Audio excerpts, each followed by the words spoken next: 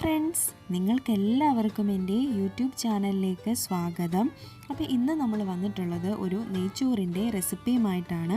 വളരെ ടേസ്റ്റിയും എന്നാൽ പെട്ടെന്ന് തന്നെ തയ്യാറാക്കാൻ പറ്റുന്ന ഒരു റെസിപ്പിയാണിത്. പിന്നെ നെയ്ച്ചോറിനൊക്കെ ഒരു പ്രത്യേക ടേസ്റ്റ് കൂടാൻ വേണ്ടിയിട്ടുള്ള ഒരു ടിപ്പും കൂടെ ഞാൻ ഈ വീഡിയോയിൽ പറയുന്നുണ്ട്. അപ്പോൾ നിങ്ങളെല്ലാവരും ഈ വീഡിയോ ഒന്ന് ഫുള്ള് കാണണം. അപ്പോൾ നമുക്ക് നെയ്ച്ചോറ് എങ്ങനെയാണ് റെഡിയാക്കുന്നതെന്ന് നോക്കാം. ഞാനിവിടെ 2 ഗ്ലാസ് ബസുമതി റൈസ് എടുത്തിട്ടുണ്ട്. അത് നന്നായിട്ടൊന്ന് കഴുകിയതിന് ശേഷം കുതിർക്കാൻ വെച്ചിട്ടുള്ളതാണിത്. പിന്നെ നമ്മളിവിടെ ശ്രദ്ധിക്കേണ്ട കാര്യം, അരി നന്നായി കഴുകിയെടുത്തതിന് ശേഷം മാത്രമേ കുതിർത്ത് വെക്കാവുള്ളൂ. കുതിർത്തതിന് ശേഷം നമ്മൾ അരി കഴുകാൻ പോവുകയാണെങ്കിൽ അരിയൊക്കെ ഒടിഞ്ഞു പോകും. അപ്പോൾ നെയ്ച്ചോറിനൊരു കറക്റ്റ് രീതിയിൽ റൈസ് കിട്ടത്തില്ല. പിന്നെ ഞാൻ എടുത്തിട്ടുള്ളത് ഒരു ചെറിയ സവാള കനം കുറഞ്ഞ് നീളത്തിൽ അരിഞ്ഞിട്ടുള്ളതാണ്. 2 പച്ചമുളകും കൂടി എടുത്തിട്ടുണ്ട്. പിന്നെ ഇതിലേക്ക് വേണ്ടത് ഒരു 6 കഷ്ണം ഏലക്കായും 2 ചെറിയ കഷ്ണം ഇഞ്ചിയും 3 കഷ്ണം വെളുത്തുള്ളിയും എടുത്തിട്ടുണ്ട്. പിന്നെ വേണ്ടത് മസാലക്കൂട്ടാണ്. ഒരു 7 കഷ്ണം കുരുമുളകും 5-6 കഷ്ണം ഗ്രാമ്പൂവും 4 ചെറിയ പീസ് കറുവപ്പട്ടയും എടുത്തിട്ടുണ്ട്. പിന്നെ വേണ്ടത് നെയ്യാണ്. ഒരു 3 സ്പൂൺ നെയ്യ് ഞാനിവിടെ എടുത്തിട്ടുണ്ട്. അപ്പോൾ ആദ്യം നമുക്ക് ഇഞ്ചിയും വെളുത്തുള്ളിയും ഏലക്കായും കൂടെ ഒന്ന് ചതച്ചെടുക്കാം. ഈ ഇഞ്ചിയും ഏലക്കായും വെളുത്തുള്ളിയും കൂടെ ഒരുമിച്ച് ചതച്ചെടുക്കുന്നതാണ് ഈ നെയ്ച്ചോറിൻ്റെ പ്രത്യേക ടേസ്റ്റിന് കാരണം. അപ്പോൾ നമ്മളൊരു പാത്രം ഇനി അടുപ്പിൽ വെച്ച് അതൊന്ന് ചൂടാകുമ്പോൾ അതിലേക്ക് നമ്മളൊരു 3 സ്പൂണ് നെയ്യ് ഒഴിച്ചു കൊടുക്കുന്നു. നെയ്യ് ഒന്ന് ചൂടായി വരുമ്പോഴത്തേക്കിന് നമുക്കതിലേക്ക് മസാലക്കൂട്ടൊക്കെ ഒന്ന് ഇട്ട് കൊടുക്കാം.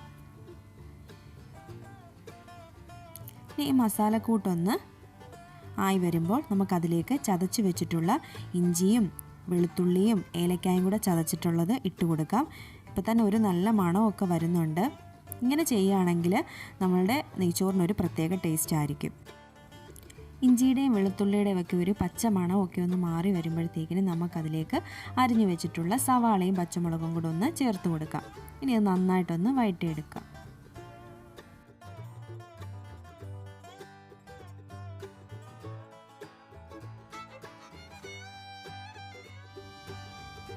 ഈ സവാളയൊക്കെ ഒന്ന് നന്നായിട്ടൊന്ന് വഴണ്ട് വന്നതിന് ശേഷം നമുക്കതിലേക്ക് കുറച്ച് മല്ലിയിലയും കൂടെ ചേർത്ത് കൊടുക്കാം.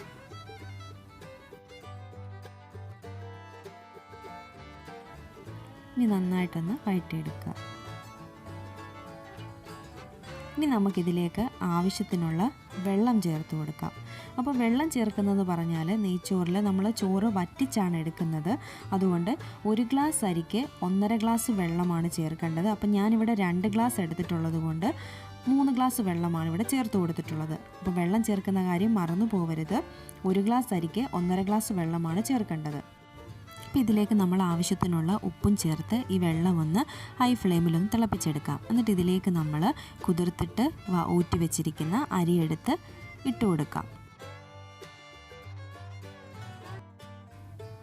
അരി ഇട്ട് കൊടുത്തിട്ട് നമ്മൾ ഉപ്പുമൊക്കെ ഒന്ന് നോക്കിയിട്ട് നന്നായിട്ടൊന്ന് ഇളക്കിയിട്ട് നമ്മളിത് അടച്ച് വെച്ച് വേവിക്കുകയാണ്. അത് ലോ ഫ്ലെയിമിൽ വെച്ചിട്ടാണ് നമ്മളിത് വേവിക്കുന്നത്. വെള്ളം വറ്റിച്ചാണ് എടുക്കുന്നത്. അപ്പോൾ നമുക്കിത് അടച്ച് വെച്ച് വേവിക്കാം.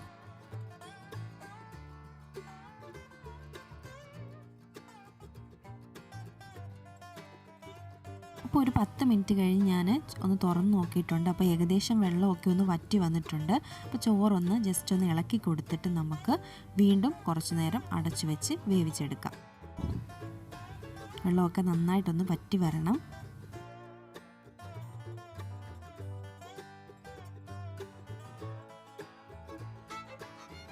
അപ്പോൾ കുറച്ച് നേരം കൂടെ ഞാനൊന്ന് വേവിച്ചെടുത്തിട്ടുണ്ട്. ഇനി നമ്മുടെ നെയ്ച്ചോറ് റെഡി ആയിട്ടുണ്ട്. ഇനി ഇതിലേക്ക് നമ്മൾ കുറച്ച് അണ്ടിപ്പരിപ്പും ഉണക്കമുന്തിരിയും കൂടെ ഒന്ന് നെയ്യിൽ വറുത്തിട്ട് കൊടുക്കുകയും പിന്നെ കുറച്ച് മല്ലിയിലയും കൂടി ഇട്ടൊന്ന് ഗാർണിഷ് ചെയ്താൽ നല്ല ടേസ്റ്റി ആയിട്ടുള്ള നമ്മുടെ നെയ്ച്ചോറ് റെഡി ആയിട്ടുണ്ട്. അപ്പം നല്ല ടേസ്റ്റുമാണ്, വളരെ സിമ്പിളുമാണ്. അപ്പോൾ നിങ്ങളെല്ലാവരും ഈ റെസിപ്പി ഒന്ന് ട്രൈ ചെയ്ത് നോക്കണം. പിന്നെ നിങ്ങൾക്ക് എൻ്റെ വീഡിയോ ഇഷ്ടപ്പെട്ടിട്ടുണ്ടെങ്കിൽ നിങ്ങൾ ലൈക്ക് ചെയ്യാൻ മറക്കരുത്. ഇതുവരെ എൻ്റെ ചാനൽ സബ്സ്ക്രൈബ് ചെയ്തില്ലെങ്കിൽ സബ്സ്ക്രൈബ് ചെയ്യാനും മറക്കരുത്. തൊട്ടടുത്തുള്ള ബെൽ ഐക്കണും കൂടെ ഒന്ന് ക്ലിക്ക് ചെയ്യണം.